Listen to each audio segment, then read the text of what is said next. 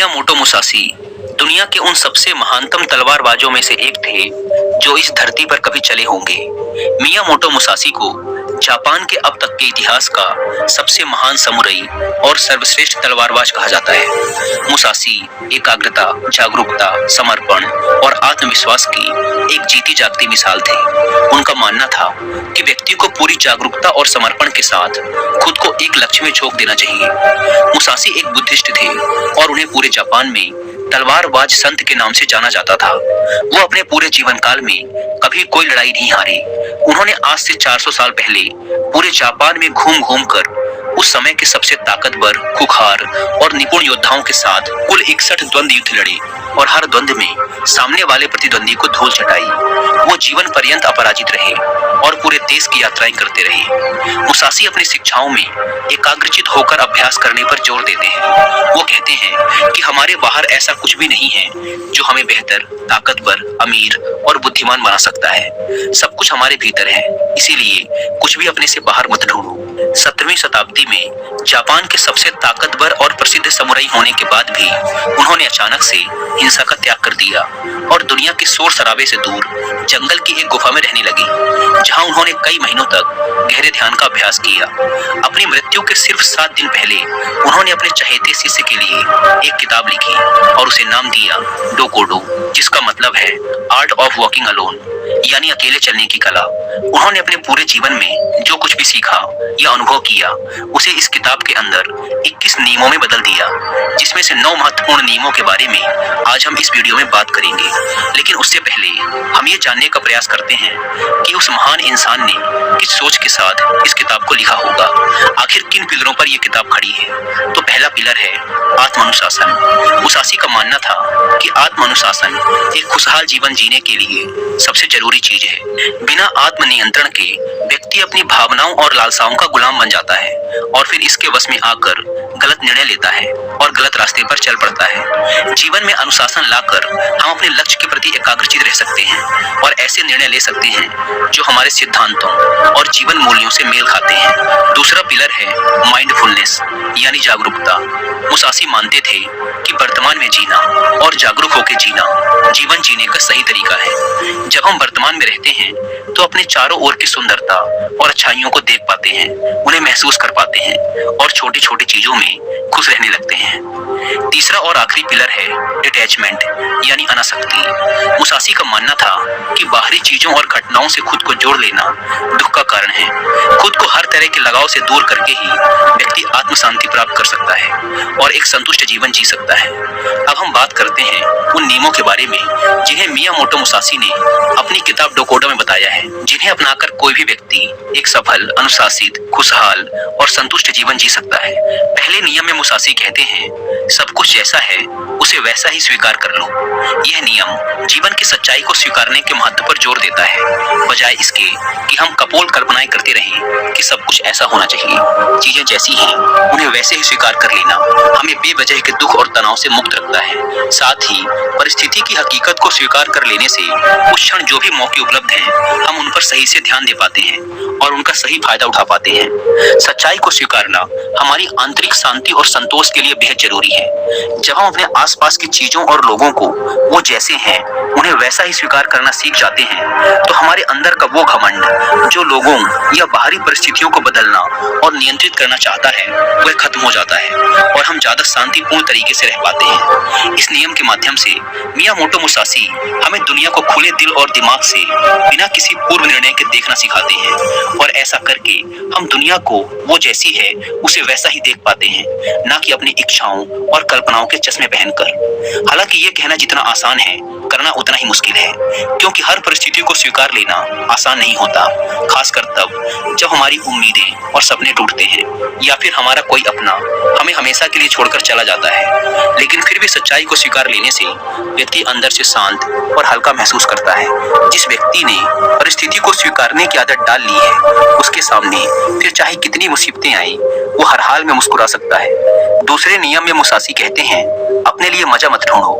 ये नियम कहता है कि हमारे जीवन का एकमात्र उद्देश्य केवल सुख का भोग करना नहीं होना चाहिए।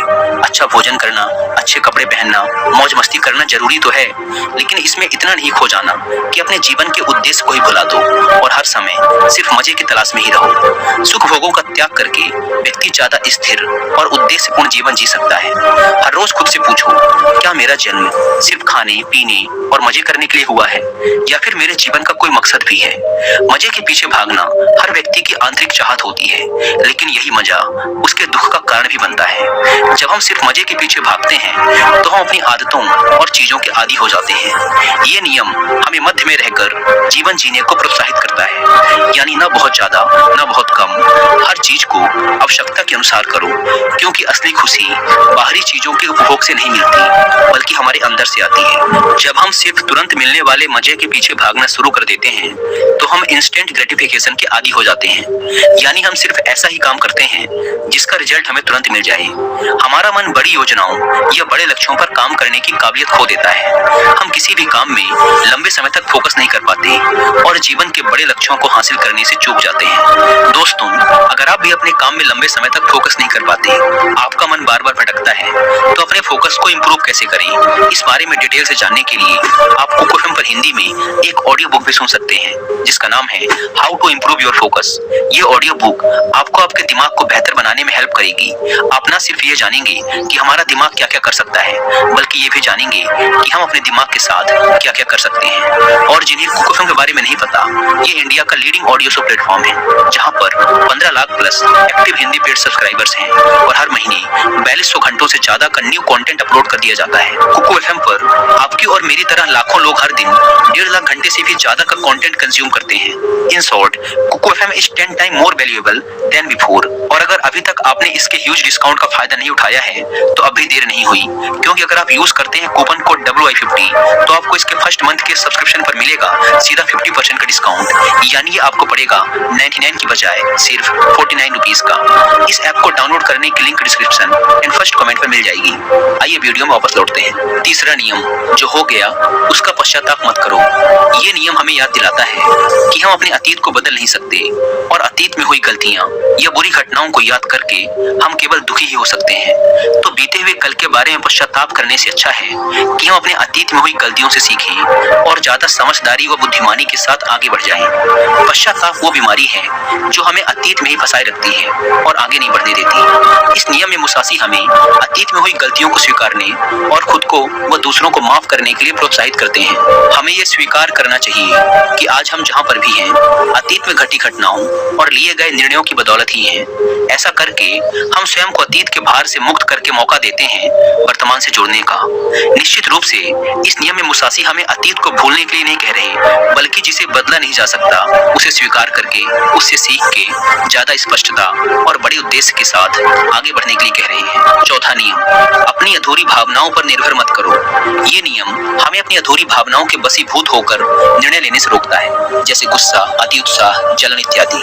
हम अक्सर अपनी अधूरी भावनाओं के आधार पर निर्णय ले लेते हैं जो आगे चलकर हमारा बहुत ज्यादा नुकसान करते हैं। मुसासी कहते हैं कि व्यक्ति को खुद की गहरी समझ और परिस्थिति के अनुसार ही निर्णय लेना चाहिए। ऐसा करके हम खुद को अधूरी जानकारी के साथ जल्दबाजी भरे निर्णय लेने से बचा सकते हैं, जिसके लिए बाद में हमें पछताना पड़ेगा।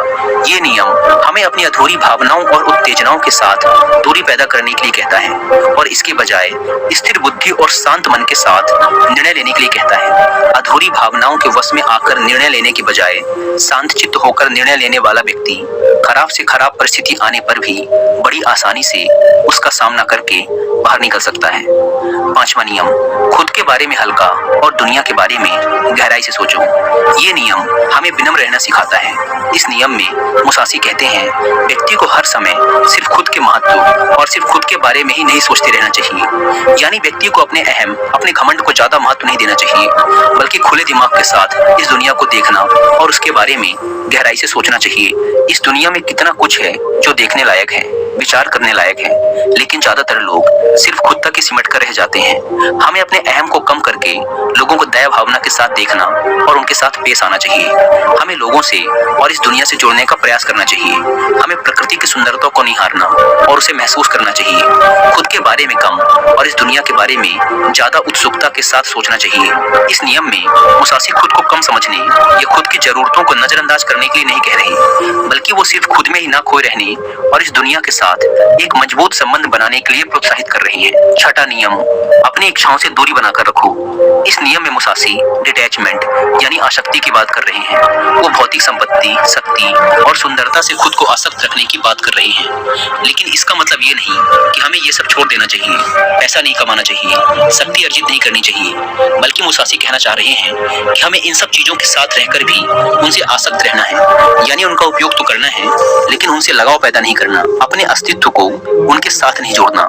अगर वो चीज कल तुम्हें छोड़कर जाती है तो तुम्हें उसका दुख नहीं होना चाहिए, यानी भौतिक पदार्थों के साथ रहकर भी अंदर से उनके साथ दूरी बनाए रखनी है। सातवां नियम, कभी ईर्ष्या मत करो।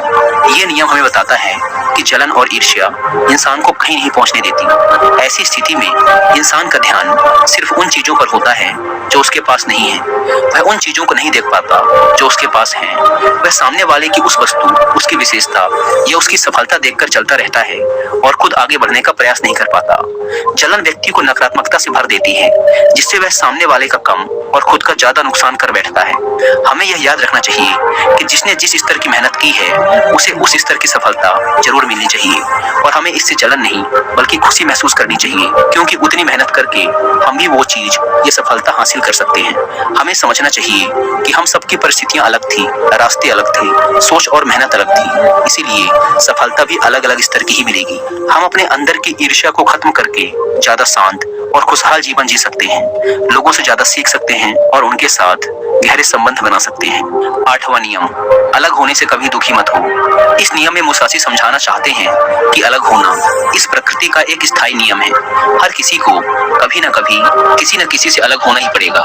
ये जीवन अस्थायी है, ये दुनिया अस्थायी है और हमें इसे स्वीकार कर लेना चाहिए। मुसासी जीवन भर जापान की यात्रा करते रहे, लेकिन उन्हें कभी भी किसी के अलग होने से तनिक भी दुख नहीं हुआ, क्योंकि उन्होंने स्वीकार लिया था कि अलग होना प्रकृति का नियम है और इस नियम के खिलाफ जाकर हम केवल दुखी हो सकते हैं और कुछ नहीं।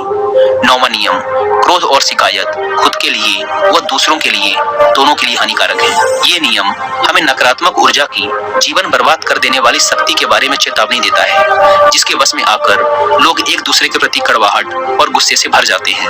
मुसासी कहते हैं कि क्रोध और शिकायत करने की बजाय व्यक्ति को शांतिपूर्ण तरीके से बीच का समाधान निकालना चाहिए। मुसासी ने जीवन भर तलवारबाजी की, बड़े से बड़े खुखार योद्धाओं को हराया, लेकिन उन्होंने कभी भी क्रोध या शिकायत नहीं की। वो हर लड़ाई के दौरान खुद के दिमाग को बर्फ की तरह ठंडा रखते थे और कभी भी अपनी योजना को दोहराया नहीं।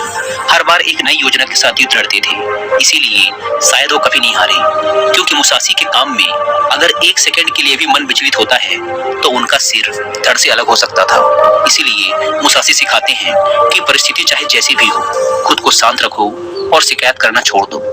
दोस्तों, उम्मीद है कि आपको मियामोटो मुसासी की किताब डोकोडो के ये 9 नियम पसंद आए होंगे और आपने भी इनसे काफी कुछ सीखा होगा।